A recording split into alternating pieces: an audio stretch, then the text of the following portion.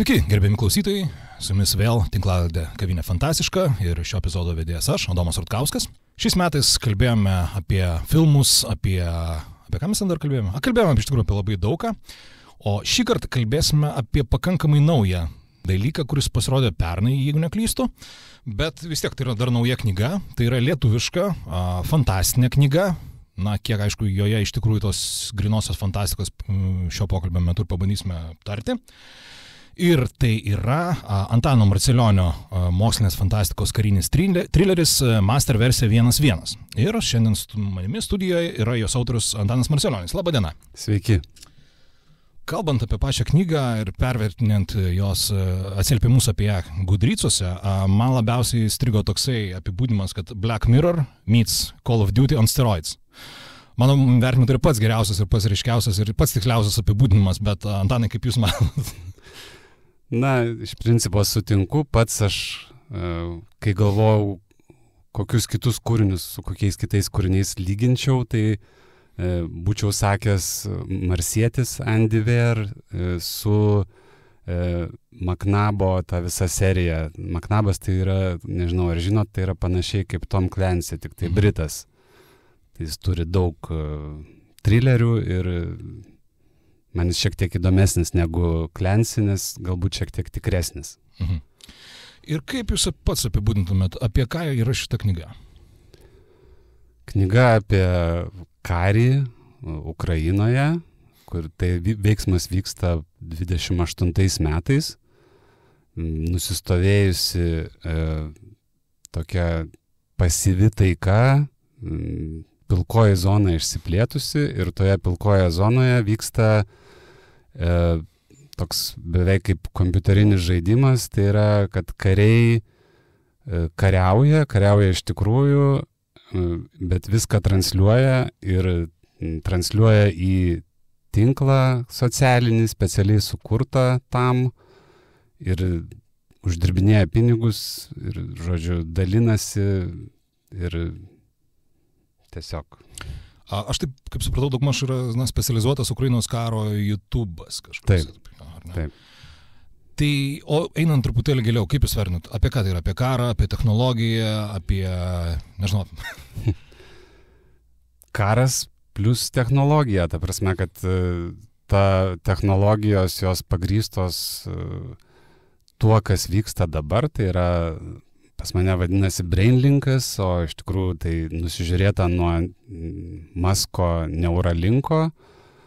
Tai yra tie, kas seka, kas ten vyksta, tai turbūt įsivaizduoja, kad kažkas panašaus gali greitų laikų įvykti ir manau, kad gal ne visai taip, bet kažkas panašaus bus ir jeigu, tarkim, prisimenat, tai tik išėjus knygai pasirodė pranešimas iš tos pačios Musko Neuralinko, kad jie jau testuoja tą smegenų implantą, kaip jisai dirba su bioninė ranka. Tai, žodžiu, čia buvo kaip jūsų galvoti idėja, Muskas nuo jūsų, taip sakant, nušvilpė ir pavertė realybę? Ne, tiesiog skaitant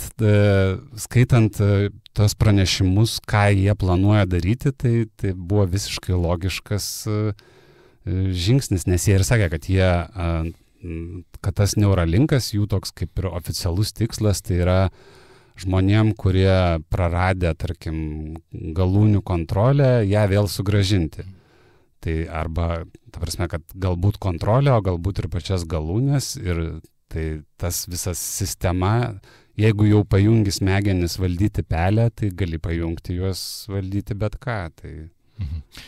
Čia galbūt klausytojams, kurie dar knygos neskaitė, reikėtų gal paminėti, kad, na, turbūt nesuklysiu, kad pasakysiu, kad pagrindinis tas, na, technologinis stebuklas ir pagrindinis ginklas knygoje tai yra tokia kiborginė biotroninė ranka ir man kažkaip kyla vizija, na, vos ne kibernetinės The Thing iš Adamsų šeiminėlė, ten, kur gali visiškai savarankiškai veikti, valdyti nuotoliniu būdu, ten, na, siužete labai gerų netikėtų vingių vyksta. Tai čia tokia idėja ir buvo, kad kažkiek savarankiškas ir kartu ir galūnė, bet ir veikiantis nuotolinis ginklas kažkaip. Na taip, tiesą sakant, tas savarankiškas veikimas čia aišku toks lengvas spoileris, bet ir jisai man kilo berašant tas sprendimas, bet jis yra visiškai logiškas, nes tiesiog to ryšio su kūnu jis nėra būtinas. Mhm. Gerai, jūs jau paminėjote, kad veiksmas vyksta 28 metais. Taip. Atrodo, taip.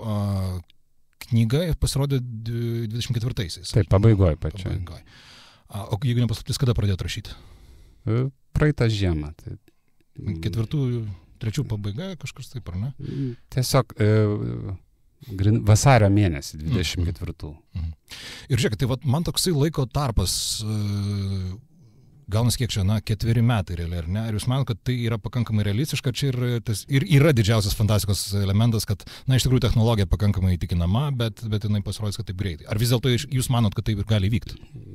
Iki tokio realizmo rankos, kad jos neatskirsi nuo tikros, tai aišku nenutiks, bet kad kad įmanoma kažkoks protezas, kurį valdys minčių pagalba, tai manau, kad 4 metai tikrai po 4 metų tikrai gali tai būti, nes, kaip jau sakiau, kad jau jie dabar kažką tokio testuoja, tai kodėl ne? Gerai, papasakokit, kaip kilo visa šitos knygos idėja? Nuo ko viskas prasidėjo?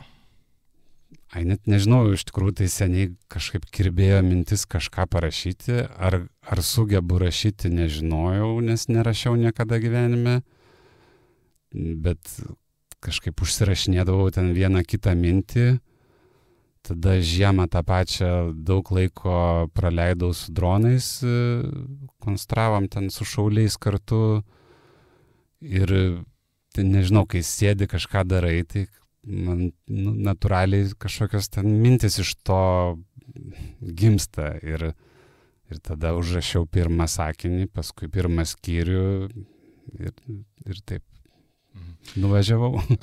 Bet, ta prasme, pati ta idėja, kad kibernetinė ranka, kodėl būtent ranka? Čia jūs jau minėt, kad dėl to, kad Neuralinkos eksperimentai, ne? Taip, iš principo taip. Ta prasme, kad pirma mintis buvo tiesiog karys Ukrainoje ir dronai, o ta ranka jinai atėjo kažkaip natūraliai. Taip. Norėjau pagirti, iš tikrųjų, sako, čia jūsų pirmoji knyga, ar ne? Ir antras parašytas apsakymas, antras parašytas dalykas ir pirmoji knyga. Ne, tai pirmas ir dalykas parašytas, aš po mokyklos nesu nieko rašęs.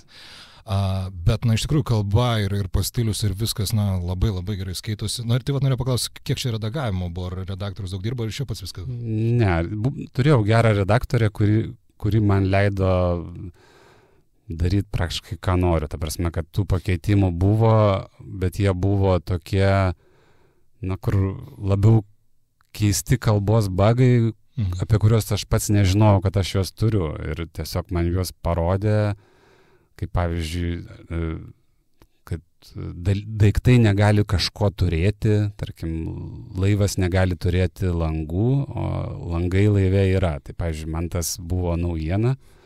Ir panašiai. Bet šiaip tas nuo to, ką parašiau po redaktorės, pasikeitė nedaug, bet pats mano, nežinau, ar įdomu, bet pats procesas buvo taip, kad aš parašydavau iš pradžių labai paprastai, o paskui skaitydavau ir išmetinėdavau viską, ko nereikia. Ta prasme, kad visų jungtukų, ten žodžio ir, ten visokių ten staiga, ten arba kas ką pasakė, jų ten nėra. Ir žodžiu, panašiai kaip moko Stephenas Kingas, kad viską maksimaliai tik tai paliktai, kur reikia. Tai iš tikrųjų, tai vienintelė knyga, kurią perskaičiau apie rašymą, tai ir buvo Stepheno Kingo ta On Writing.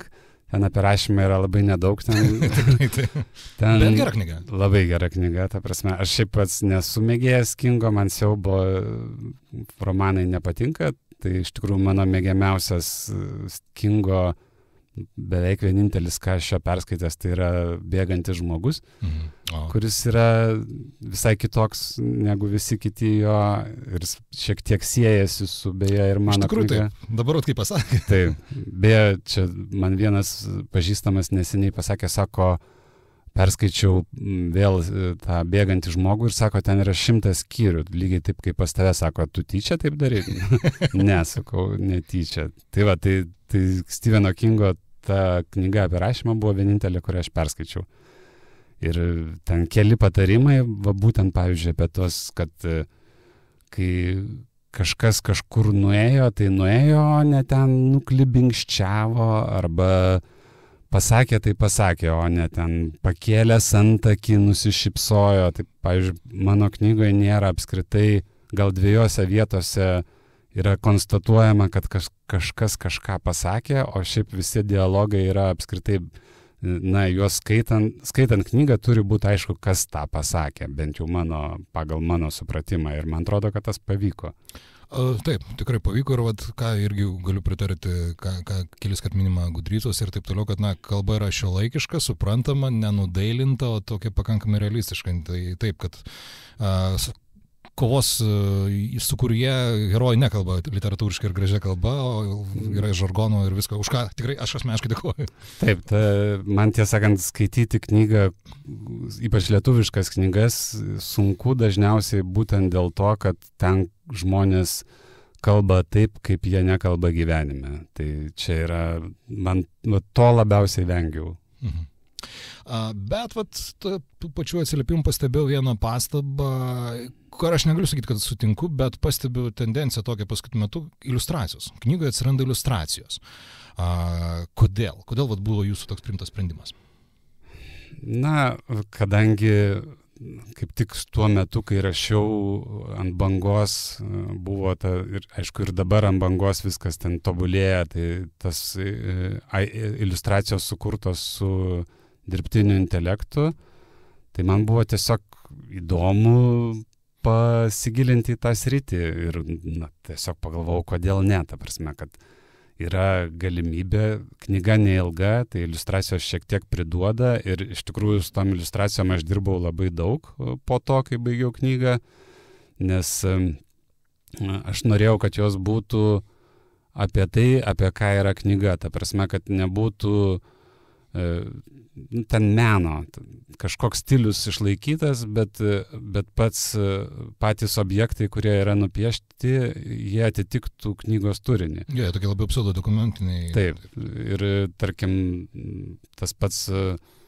draugas mano Arūnas Kumpis, kuris yra minimas pabaigoje ir kuris daug prisidėjo prie tos knygos atsiradimo, jis sakė, kad jam tai labai gerai, kad tos iliustracijos yra, nes jisai, kai buvęs kare, sako, aš matau, kad tu rašai apie ten tą raketinę sistemą Pansir ir iliustracijoje jinai ir yra, o ne šiaip bet koks ten tankas nupieštas. Ir sako, jeigu ten būtų kažkoks menas abstraktus, kur kažkas ten rašai apie Pansiro, ten kokią nors ten patranką nupiešta, tai būtų, aišku, nesąmonė, bet tiesiog aš stengiausi, kad visi paveiksliukai maksimaliai atitiktų turinį ir tai iš tikrųjų su AI generuojant tas iliustracijas tai yra iššūkis, nes, nežinau, tiem galbūt kas bandė žino, kad iš pradžių atrodo, kad kaip čia lengvai gali gauti norimą rezultatą, bet kai tik atsiranda poreikis kažkokiam konkretumui, tai yra, kad,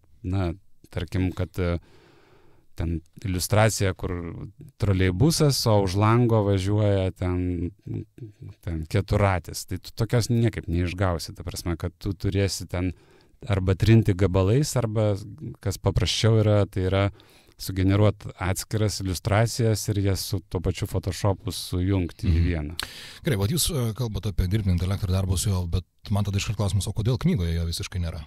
Turite omeny tekstą ar pačioje knygoje? O kaip siužete, veiksme?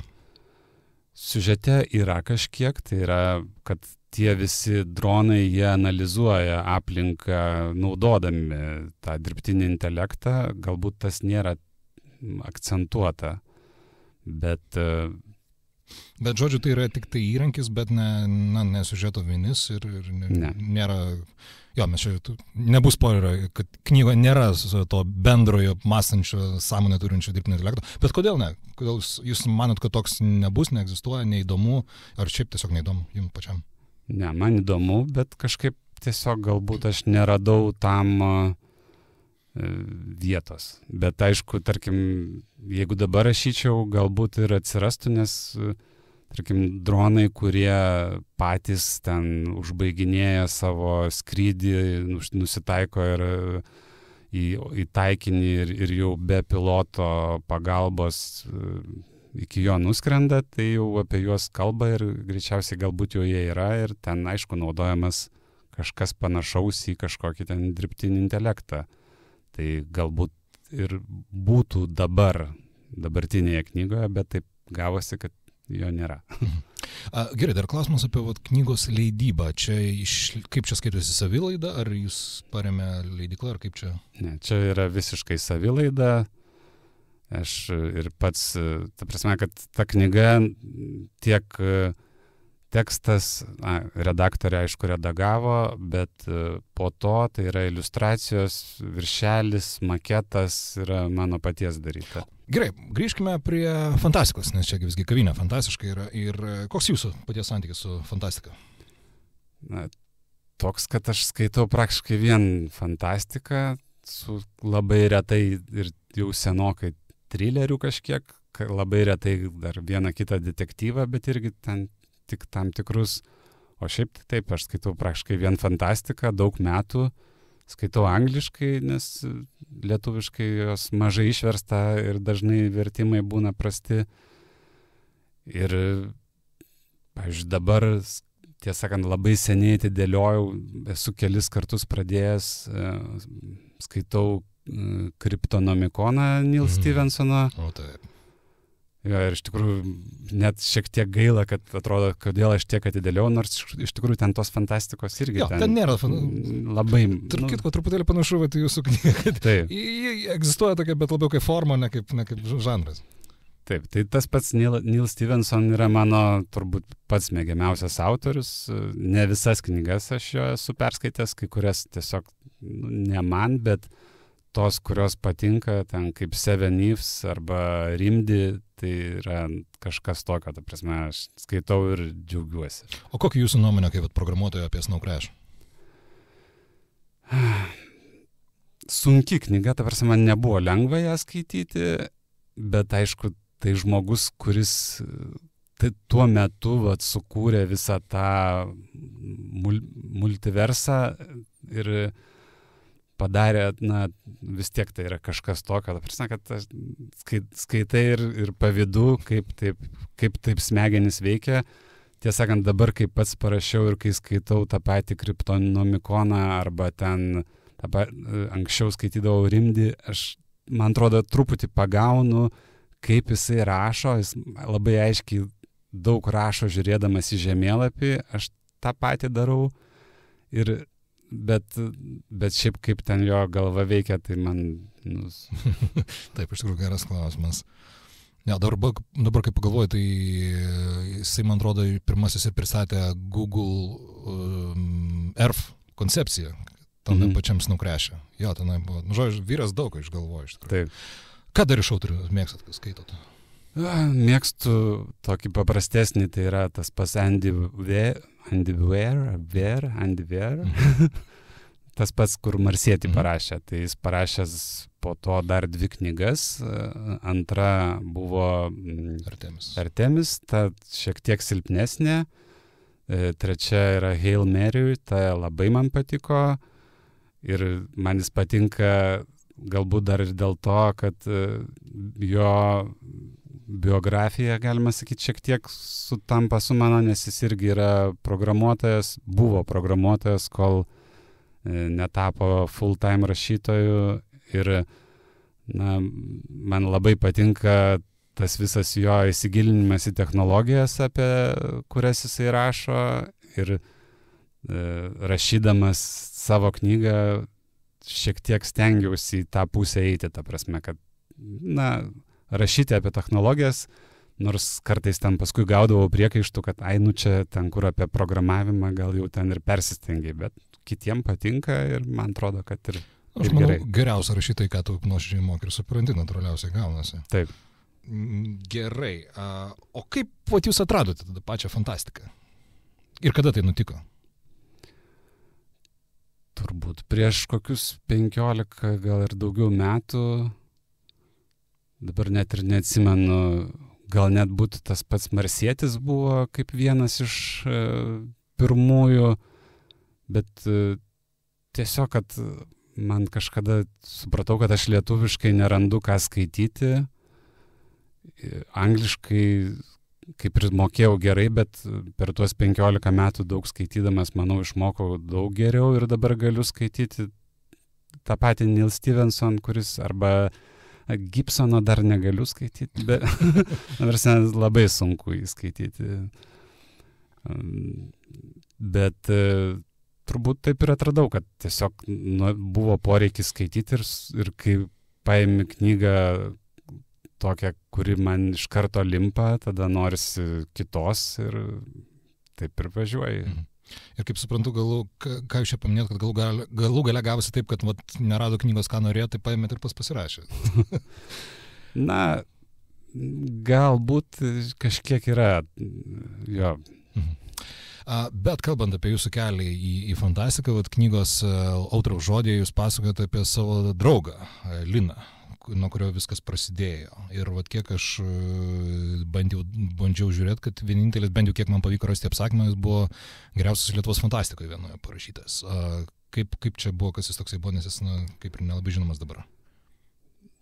Tai tiesiog jo nebėra tarp mūsų, jis jau labai seniai, jis buvo mano vaikystės draugas, mes tiesiog, aš leisdavau laiką Marijampolėje pas senelius ant Šešupės kranto, jis buvo artimiausias kaimynas ir domėjosi ir fantastika, koviniais filmais ir rašė, pats tada dar būdamas mokykloje, rašė tokius kaip knygas, nes fantastinės, davė man paskaityti, man labai patiko, nes tuo metu aš kitos fantastikos turbūt gal net nebuvau skaitęs. Ir tiesiog paskui taip susiklostė, kad jo neliko, o būtų buvęs tikrai, manau, geriausias lietuviškos fantastikos rašytojas. Gerai, o kalbant plačiau, be knygų ar kažkokias kitas medijas naudojate? Tai turbūt kaip visi, kažkiek žiūriu serialų, filmų ir tiek. Žaidimai? Žaidimai. Nesu labai didelis žaidėjas, anksčiau daugiau, aišku, jaunystėje pražaisdavau. Doom žaisdavot? Doomą žaisdavau. Gerai. Doomą, svarbiausia. Quake'ą, Doomą ir Quake'ą turbūt, jo. O dabar tai žaidžiu mažai, čia per pastaruosius, nežinau, 5 ar 10 metų esu gal Sniper Elite sužaidęs ir tą zombių Velastovas. Tai laukiu iš tikrųjų antros dalies, jau čia kažkada gan greitai turėtų pasirodyti. Tai ta man tikrai patiko. Bet šiaip aš po pusvalandį pažaidęs pavargstu ir kažkaip man atsiranda įdomesnių veiklų. Gerai, o kuo jūs pati fantastika patraukė kaip žanras? Kuo jį patiko? Kuo sudomino? Na, mane iš tikrųjų labiausiai domina ta artimos ateities fantastika, ta prasme, kad aš nemėgstu tų visokių space operų, kur ten pradedi skaityti, atsiverčiu knygą ir ten po 20 000 metų kokioje nors ten kitoje galaktikoje, tai esu kelias perskaitęs, bet ne tai. Man patinka matyti, ypač, pavyzdžiui, atsukus atgal, tai yra perskaičius, pavyzdžiui, tos pačius tą patį Neil Stevensoną, kaip jis išpranašauja tai, kas įvyks, ir tas įvyksta. Ir man žavu, aš kaip suprantu, kad realiai tai jie ir padaro didžiulę įtaką, kad tie dalykai atsirastų. Tai toks tai yra,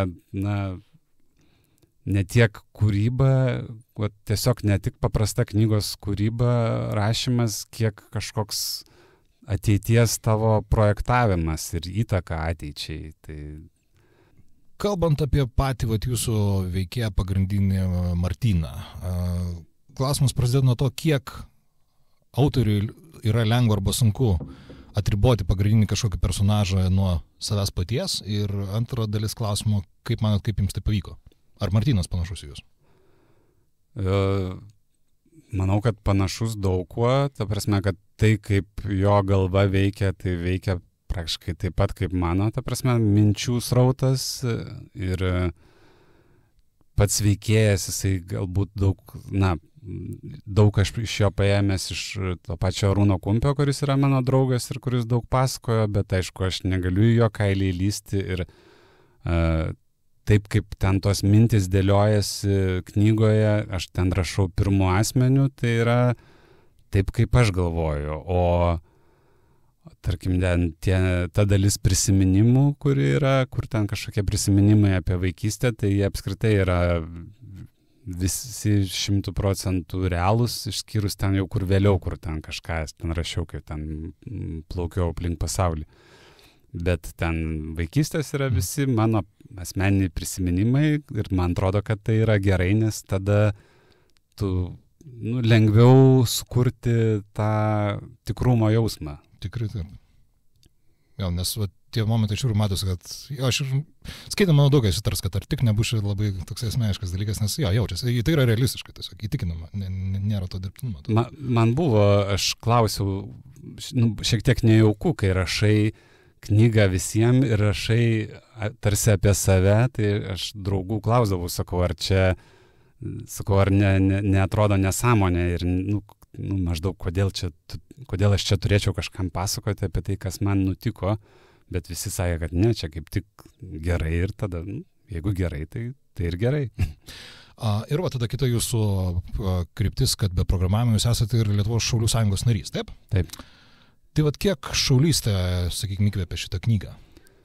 Tai jeigu nebūčiau šaulys, tai tikrai nebūčiau parašęs aš tos knygos, nes visos tos žinios apie karą, apie technologijas, apie dronus, tai atėjo per tai. Tai tiesiog labai didžiulė įtaka. O ką jūs kaip šaulys darote, kokia jūsų sritis yra? Aš esu kinetinio pasipriešinimo būry, tai mes, šaudom, klausom paskaitų, mokomės medicinos, dalyvaujam visokiose, ne tai kad žygiuose, bet pratybose, kur ten mokaisi blokpostus daryti ir panašiai, o savo skyriuje aš daugiau dirbu su dronais tais pačiais, nes su dronais aš dirbu, kaip pramogauju praktiškai nuo tada, kai jie atsirado. Ir vienaip ar kitaip ten turiu kokį nors droną, su kuriuo paskraidau, tai natūraliai gavosi, kad ir savo būry daugiau atsakingas už dronus.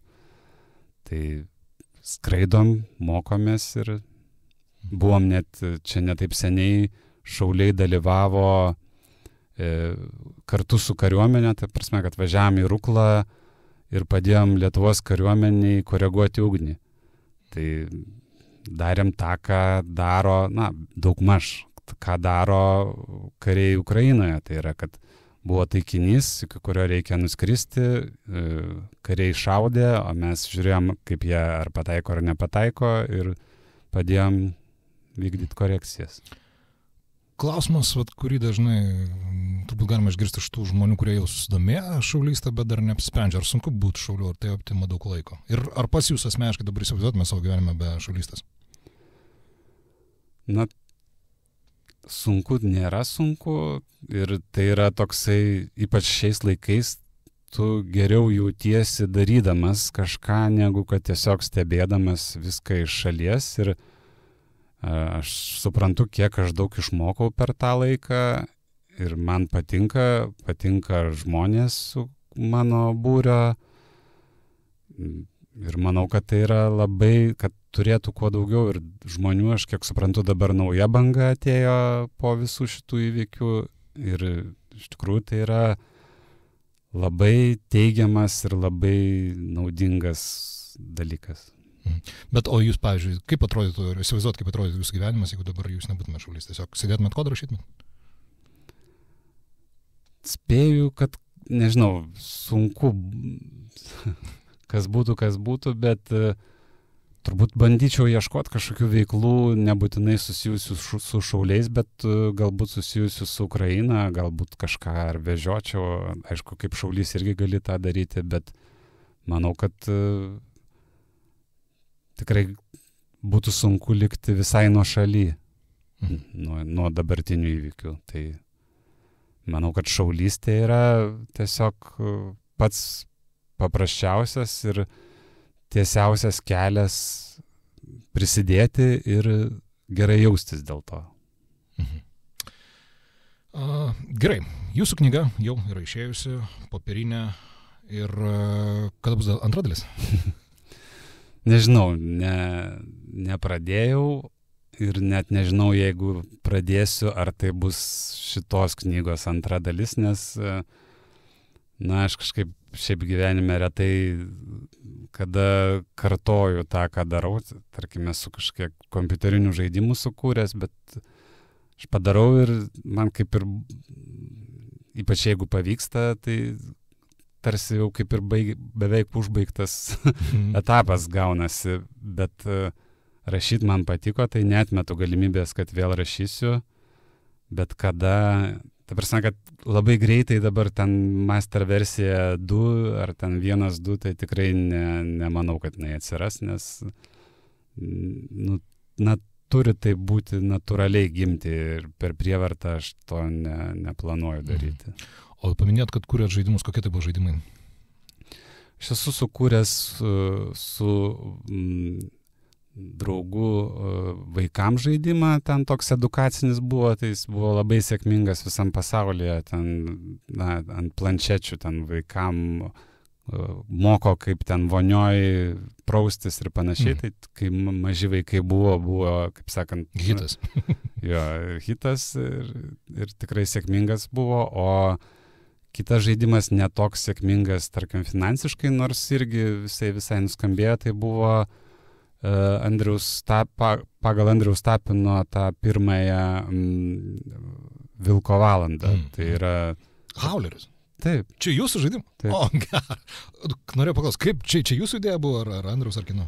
Mano idėja, ta prasme, kad aš pradėjau kurti balioną skraidantis virš miesto ir jau buvau kažką ten pradėjęs paišyti ir tada Tapinas parašė į Facebooką, kad maždaug bus čia toks dalykas, tai mes iš tos pačios mokyklos, tai aš jam parašiau, susitikom ir aš jį padariau. Gal galite pristatyti mūsų klausytams, nes čia iš tikrųjų senas toksai dalykas, jos gal nebuvo labai komerciškai sėkmingas, bet jis buvo labai smagus ir neįprastas. Kas tai per žaidimas? Tai yra oro balionas, kurį galima valdyti tiek pelė, tiek balsu, tai tas balsų valdymas ir buvo ten vinis ir žodžiu, tai yra Vilnius, tas Andriaus Tapino motyvais sukurtas ir ten daug lygių ir visokios tokios užduotis, kur reikia skraidinti balioną per visokias ten kliūtis ar įskristi į Vilko vidų ir panašiai.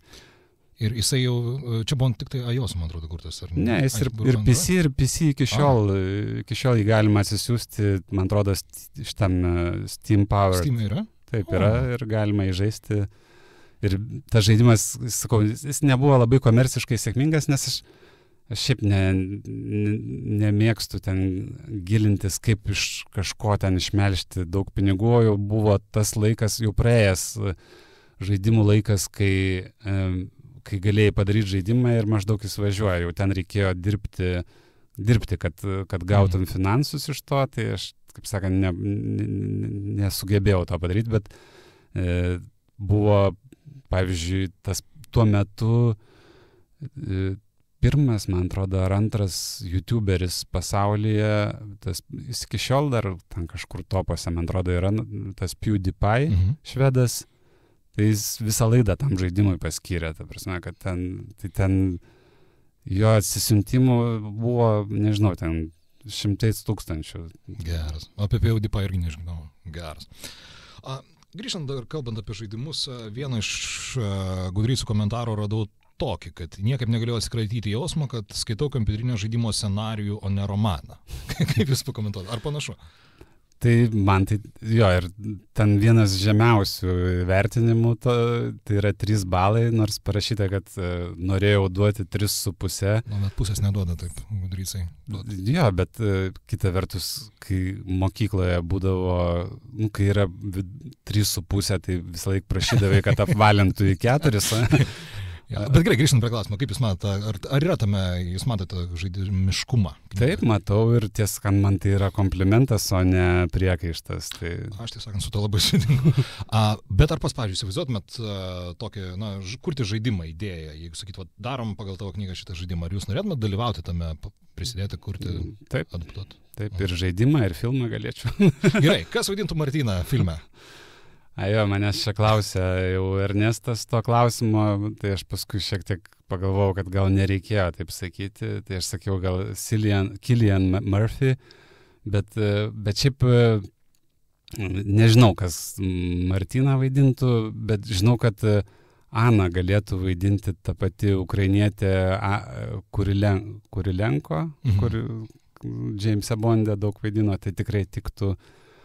O daugiau, nežinau, reikia palikti režisieriams.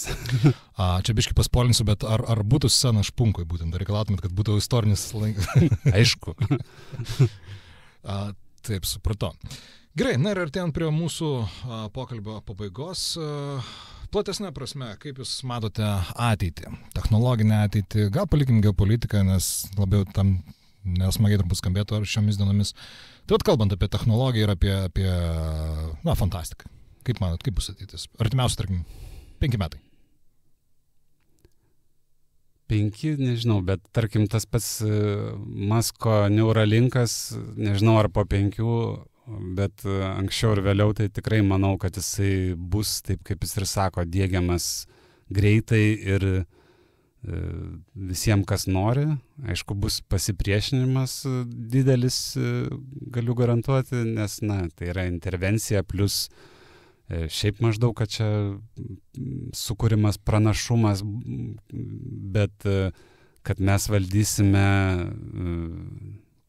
telefonus, bent jau pradžioje telefonus ir kitus devaisus, o kažkada galbūt tiesiog gausim tiesiai į smegenis informaciją, tai manau, kad tikrai tai bus. O be Neuralinko kas dar? Kaip vertina dirbtinį intelektą? Sunku šitą dalyką vertinti, labai keičiasi viskas, bet aišku, tai yra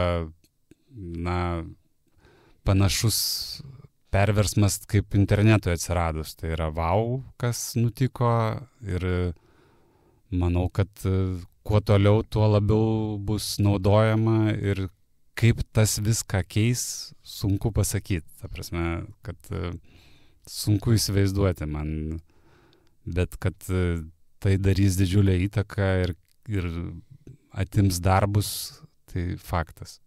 Bet vat jūs kaip programuotas, kaip kompiuterijos žmogus, kaip jūs vertinate visą šitą hypą? Nes, iš kitos pusės pažiūrėjus, kas tai yra dirbtinis intelektas, tai yra statistinis modelis. Iš esmės. Taip, bet tarkim, aš pats naudoju programuodamas Microsoft'o Copilot'ą ir aš esu apšalęs, kaip jisai gerai dirba. Ta prasme, kad, ypač ten, kur tau reikia kažkokios matematikos arba kažko tokio, kur tu jam parašai, sukuri ten klaso pavadinimą ir jis jau jaučia, toks jausmas jaučia, ką tu nori parašyti, žinodamas tavo prieš tai visą parašytą kodą, tau siūlo eilutes ir aš būnu apšalęs, ant kiek jisai tiksliai žino, ką reikia.